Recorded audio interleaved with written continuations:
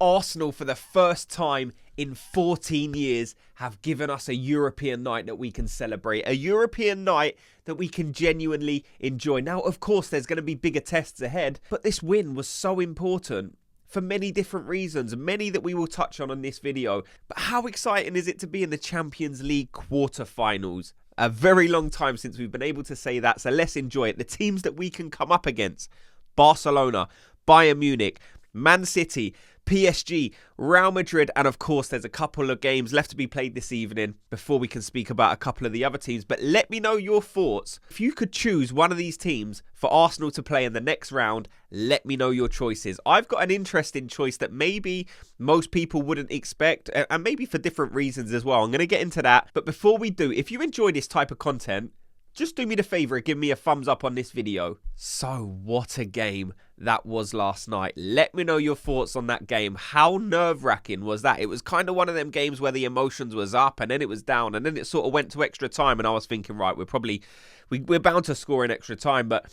you know, it didn't play out the way that I expected, if I'm being honest. You know, early doors, I thought Arsenal would fly out the traps. Didn't really play out like that. And there was a stat that popped up after like 10 or 15 minutes that said Porto had 63% possession. So Arsenal definitely approached this game differently. Now, whether Mikel Arteta set them up this way or if it was kind of just an instinct, you know, big game, big occasion, there was definitely some nerves out there on show. You know, a few dodgy touches, a few stray passes, which is understandable. But at the same time, you know, you're not getting the same Arsenal team that we're used to seeing in the Premier League. Now, hopefully in the next round, we can actually start producing some of those performances. But let's stick on this game. Like I said, let me know your thoughts on the game. As soon as it kicked off, you know, Porto grabbed hold of the game slightly quicker than Arsenal, if we're being honest.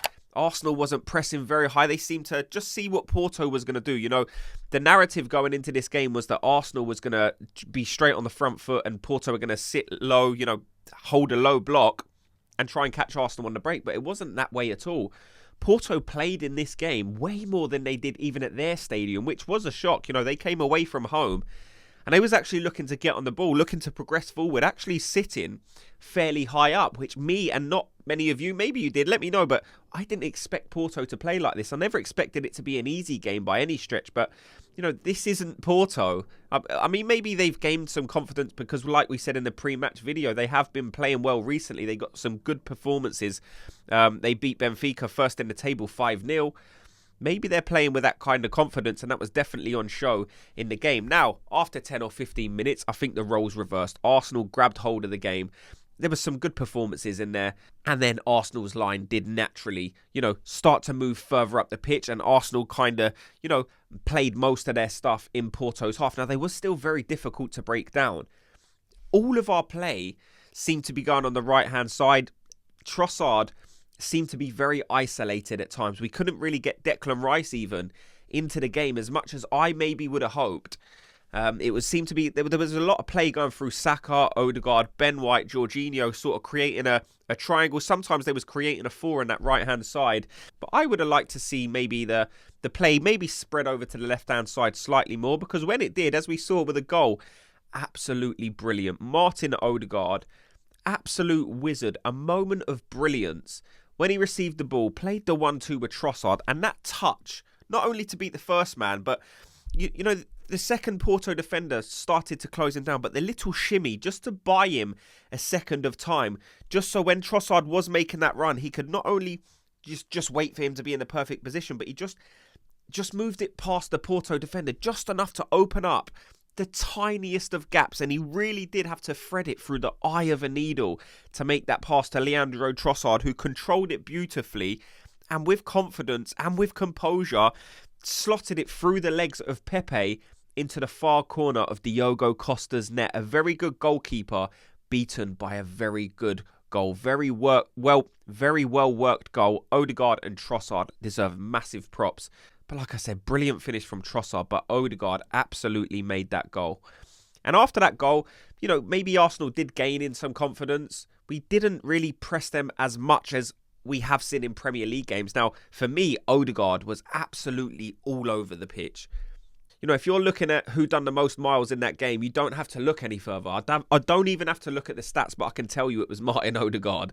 It'll be interesting to see if anyone can actually bring them up. But Martin Odegaard was a man possessed, really leading from the front.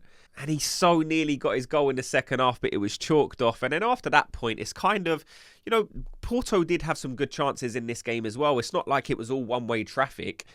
Porto had some chances, Arsenal had some chances. And if we're being honest, a 1-0 scoreline was probably what we deserved. We probably didn't deserve to get the 2 or 3 goals. Now, we had chances to. Porto had a couple of chances to score as well. So 1-0, I think, was probably a fair result. And then you go into extra time. And then you bring on players like Gabriel Jesus, who in my opinion, done very, very well when he come onto the pitch. Let me know your thoughts, but I think Gabriel Jesus looked very sharp.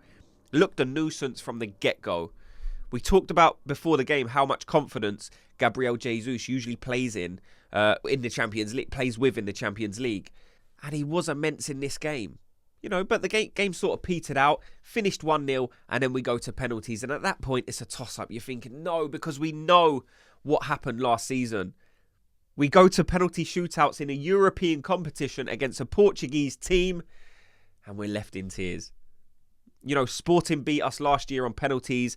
This year, in a bigger competition, the Champions League, Arsenal have to go to a penalty shootout with Porto. So I'm sure there was so much nerves, but it didn't show in any of the penalties whatsoever. All of them. Martin Odegaard took the first penalty, made himself counted, stood up like the captain he is, led by example, put the ball down, and it was never in doubt. Brilliant penalty. Porto score their penalty, and then Havertz steps up. And then you do start to think, no, Havertz, there's a lot of attention on Havertz at the minute, whether it be good, whether it be bad. You're just thinking, Havertz, please, this could do so much for your career at Arsenal. And he buries it. Brilliant penalty.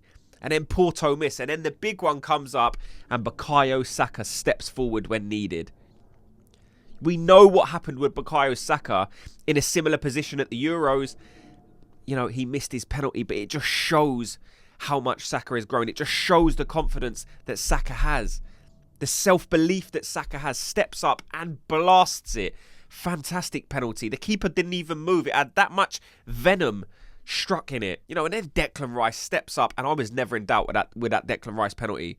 For some reason, I felt the most confidence in a penalty taker when it was Odegaard and Declan Rice. For some reason, I don't know, but I just knew Declan Rice was going to score that penalty. And then David Raya, Arsenal's hero, done so well. 2 brilliant saves, and he almost made a 3rd save as well. But just how good was that feeling? It finished at sort of 10:30, 11 o'clock at night. I couldn't even go straight to bed. The adrenaline was pumping. I was standing in my living room at times like this when the penalties were being taken, and I just loved it. The joy it brings, the emotional roller coaster you go through, and then when it's all said and done and you get the victory, it is brilliant. There's no feeling like it in the world. And these Arsenal players will take so much from this. Just look at how young this team is.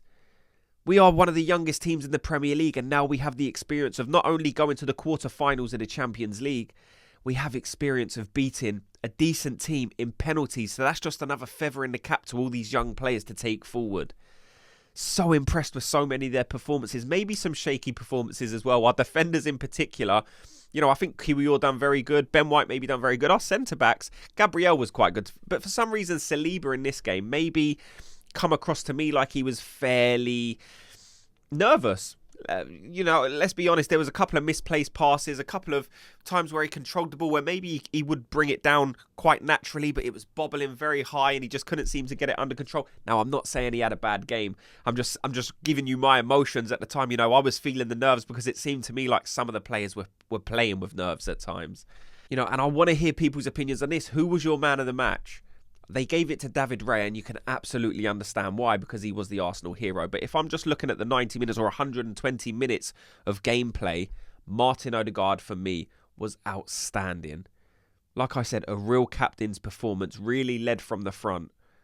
Martin Odegaard wins my man of the match. Now we have to look at who do we want to play in the next round. You've got a couple of options. Some people are always going to want to take the easy round. Some people are always going to be looking at this PSV and Dortmund game and thinking, oh, I wouldn't mind taking one of them teams because it's kind of an easier path to the semi-finals. And I understand it. I totally get it. You know, you're going to have some people that are playing, no, give me Real Madrid next. You know, I wouldn't mind that at all. If we get Real Madrid in the next round, then bring it on. The only team I don't want to play in the next round is Man City. Not because of what team they are and they won it last season. It's just because it's much of the same, isn't it? You get to play them twice a season anyway. And for me, you know, you're going this far in the Champions League competition. You just want to play a new team, whether it be PSG. Like I said, let me know your thoughts. I actually want to play Barcelona in the next round because it's a big team, you know, massive club, big history, lot of prestige comes with beating a team like that, but they're not the strongest team in the competition at the same time. So I think that would be a decent test for Arsenal. I think we will beat Barcelona. I think we're a better team than Barcelona, but I just think it will give us the confidence needed to then go into the semi-finals with a bit more confidence behind ourselves. Knowing that we can beat any team, because if you do beat a team like Barcelona, who are on a decent run of form at the minute, I think that will give the players the belief needed to know that they actually can genuinely win this competition. I am thrilled with last night. I am so happy that we're through to the Champions League quarterfinals. What a way to do it. Now, would I have preferred to do it in 90 minutes? Of course, but you don't get the emotional roller coaster, like I said, without the penalties. And if it went the other way, I would be gutted, of course. But it didn't. Arsenal are through to the next round. Let me know your thoughts on everything you've heard in this video. Let me know your thoughts on the game. Let me know your thoughts on the penalty shootout. Thanks so much to everyone for watching and listening. But before you go, if you could, like I said, give this video a like and subscribe. And I'll speak to you all in tomorrow's video. Gooners, have a good day.